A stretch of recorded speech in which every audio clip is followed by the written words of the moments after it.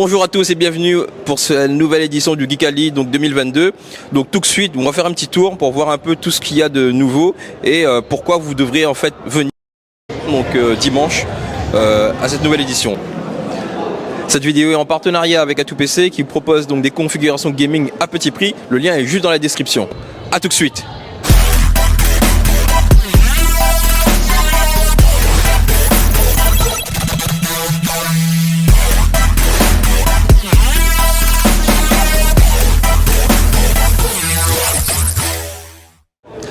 Bonjour, donc là je suis avec le parrain. Comment vas-tu? Ça va bien toi-même?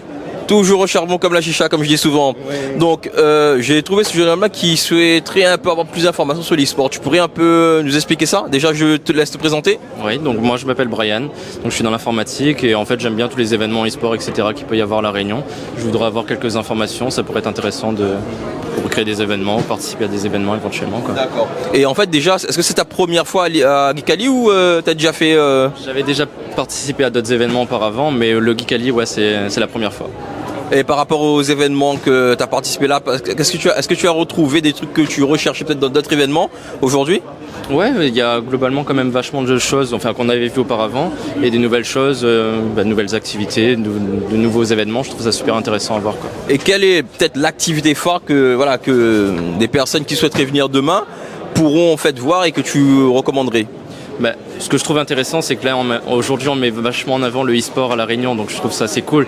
C'est des événements qui étaient assez discrets avant, et là, de plus en plus, ça se démocratise et on voit qu'il y a des événements qui se créent, quoi. Et justement, en fait, en parlant d'e-sport, comment on fait pour démarrer? Comment ça fonctionne un petit peu à Réunion? Comment c'est un peu développé? Tu veux nous en dire un peu plus? Oui, pas de souci. Donc merci de me donner la parole. L'e-sport ça existe depuis un petit moment et comme le dit Brian, c'était plutôt discret auparavant. Et ça a commencé à vraiment prendre de l'ampleur vers 2018 avec la première édition du Geekali notamment. Et il n'y avait pas encore, il y avait des compétitions qui se faisaient au moment du tournoi, au moment de l'événement, mais pas forcément sur le long terme, etc. au fil de l'année. Ça s'est développé au fur et à mesure, il y a eu tout un circuit qui a été mis en place et on est arrivé à un stade aujourd'hui où on a ce qu'on appelle deux gros événements, les Run eSport Series communautaires et l'eSport Réunion. Donc le premier Run eSport Series, Run eSport communautaire, c'est comme le nom l'indique, ce sont des tournois qui se font de manière hebdomadaire, ça s'est fait 3 mois, les 3 mois avant le Geekali. En fait, chaque dimanche, tu avais un jeu différent. Et l'idée, c'est de réunir des communautés sur plein de jeux différents. Parce que ce qu'il y a ensuite, c'est que chaque événement, chaque tournoi, tu avais un lot pour le top 3. Et tu avais aussi un système, une récompense en fait pour les joueurs qui participent à plusieurs tournois différents. Donc dès qu'il y a des joueurs qui jouent à plein de jeux différents, en fait, il y a un classement en plus. Et ils vont avoir aussi des lots supplémentaires par rapport à ça. Ce week-end, il y a la remise de ces lots-là. Et après, pour l'eSport Réunion, donc pareil, ça a commencé vers début d'année. Et donc tu avais ce qu'on appelle l'open saison en début d'année, jusqu'au Geekali. Là on est sur les matchs de barrage. Et après tu as la welcome saison après et les phases finales en décembre. Et donc c'est sur 4 jeux différents seulement pour le moment. Parce que ça risque d'évoluer. Quel jeu en fait? Alors tu as League of Legends, donc LOL, tu as Rocket League, FIFA et Valorant. Donc voilà, c'est 4 jeux, 4 univers différents.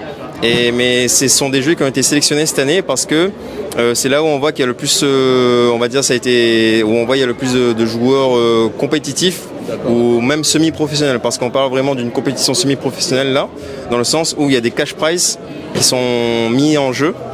Et ça peut aller jusqu'à 1 500 € par équipe, etc. Par rapport aux équipes justement qui prennent de l'ampleur, comment ça se passe après? Est-ce qu'ils sont reconnus un peu? Est-ce qu'ils peuvent avoir d'autres événements à l'étranger ou ce genre de choses ou pas du tout?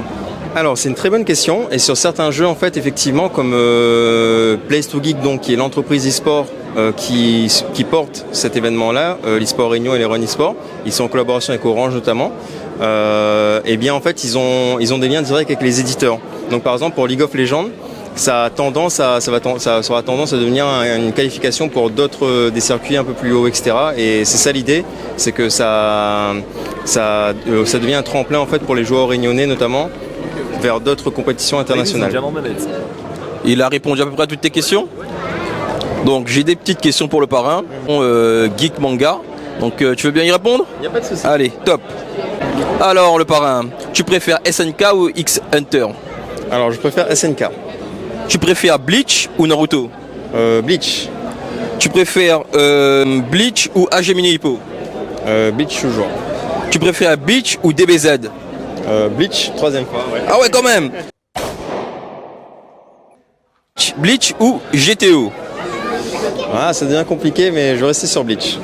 Tu préfères Bleach ou Full Metal Alchemist?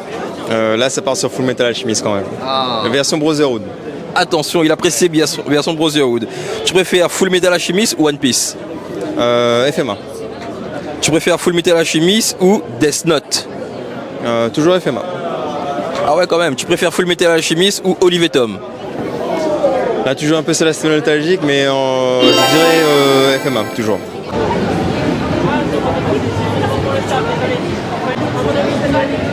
Salut. On se check? Non. Ah, tu veux m'exploser le bras là?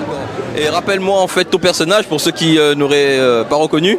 Ben, c'est Saitama de One Punch Man. Exactement. En fait, je vais te poser, parce qu'en fait, c'est moi-même, j'aurais pas cru poser des questions à Saitama un jour. Donc, Luffy ou Zoro? Luffy. Tu préfères Luffy ou Mark Landers? Luffy. Tu préfères Luffy ou Sandy? Luffy. Tu préfères Luffy ou Itachi? Luffy. Tu préfères Luffy ou Vegeta?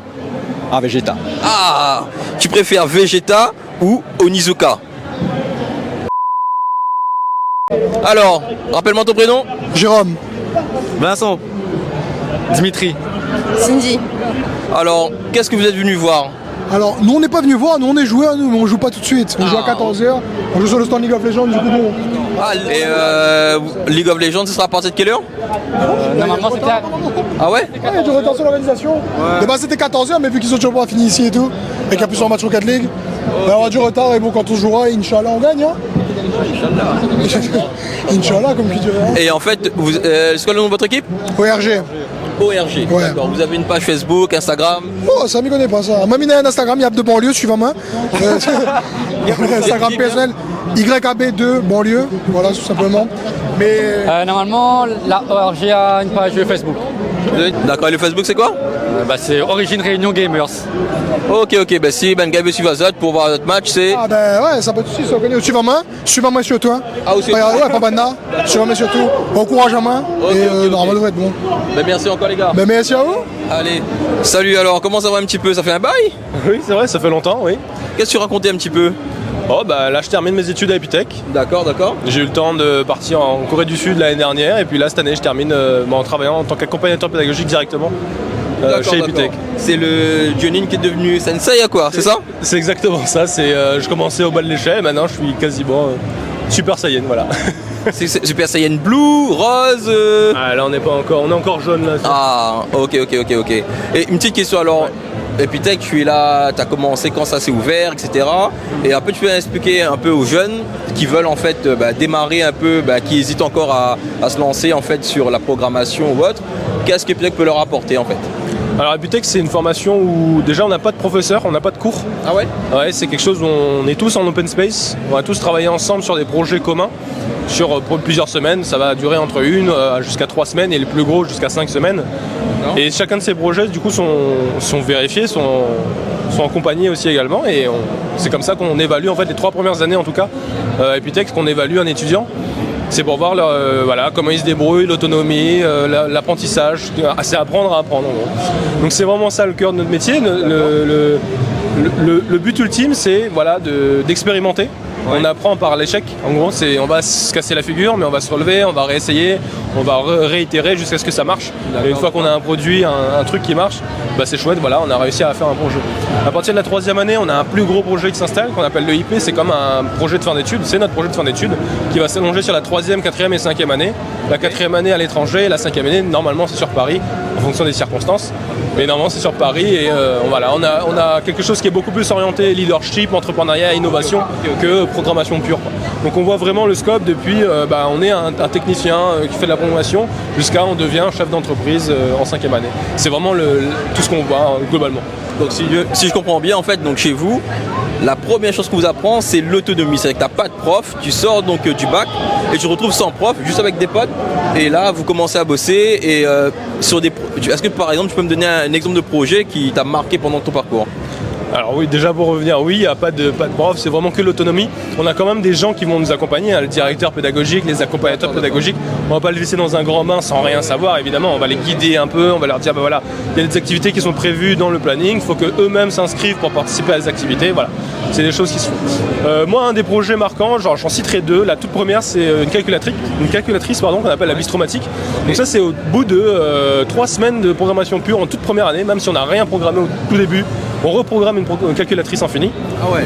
Donc c'est un challenge technique qui est incroyable et c'est le premier gros projet, le premier pas qu'on met dans un projet Epitech. C'est celui qui marque les étudiants parce que voilà, c'est la première. Et je citerai le dernier qui s'appelle MyRPG, donc celui-là qui est un peu plus orienté jeu vidéo.